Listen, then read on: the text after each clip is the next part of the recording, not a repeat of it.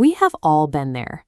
You're in the middle of a disagreement, holding your own, when the other person suddenly stops debating the facts and just changes the rules. They flex their leverage, instantly shifting the focus from the merits of the case to the cost of your defiance. To understand how to navigate these moments, we must look at the core of any healthy debate, the relevance criterion. Any reason you give to support a conclusion has to actually carry weight, having some logical bearing on the merit of your point. The philosopher T. Edward Dahmer details this in his manual, Attacking Faulty Reasoning, which diagnoses exactly what happens when that basic rule gets thrown out the window. The specific foul play we are examining today is called the appeal to force or threat.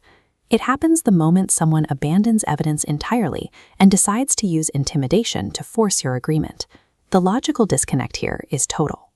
A threat of physical force, or job termination, or academic failure does not contain a single shred of data about whether an issue is actually true, or whether a proposed action is inherently right. When fear enters a debate, logic exits. Any person resorting to this tactic has effectively abandoned the argument in favor of a logical hostage situation. Let's step out of the textbook and into the halls of power. Consider a lobbyist trying to pass a controversial bill. Instead of presenting data showing why the bill helps the public, the lobbyist leans over a congresswoman's desk and reminds her that his organization represents 10,000 angry voters in her home district. The implied threat is clear: vote with us or lose your job.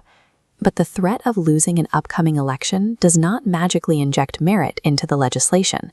It provides zero evidence that the bill is actually good policy. The exact same structure appears in the business world, usually involving financial leverage.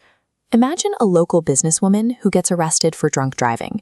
She calls the editor of the local newspaper and strongly suggests they kill the story, casually mentioning the massive amount of advertising dollars she spends with them every month. Again, financial intimidation does absolutely nothing to address the facts. Pulling ad money does not prove the story is inaccurate or unprintable. In both cases, the aggressors know they cannot win on the merits. They are intentionally wielding leverage to bypass the burden of proof entirely. There is a more insidious, interpersonal version of this fallacy that relies strictly on institutional hierarchies. It's called authoritarianism. This occurs when compliance is demanded based solely on power, skipping right past evidence. Let's look at a professor who unilaterally demands students attend a guest lecture never on the syllabus. A student raises their hand and asks for the pedagogical reason behind this sudden mandatory attendance. The professor doesn't explain the value of the material. He just replies, "Because that is what I require." Simply possessing a title does not exempt someone from the rules of logic. When someone in charge relies purely on their authority instead of a relevant reason, they are quietly admitting they do not actually have an argument. It is incredibly difficult to think clearly when you are the target of this tactic. When an opponent trades logic for power, our natural instinct is to either cower in submission or lash out emotionally. But the most effective defensive strategy requires you to resist both urges. You have to calmly expose the irrelevance of their threat without taking the bait. The playbook actually provides a specific tactical script for this moment. It starts by saying, "I know what you're going to do to me, but are there any good reasons for me to accept it?" This response is highly effective.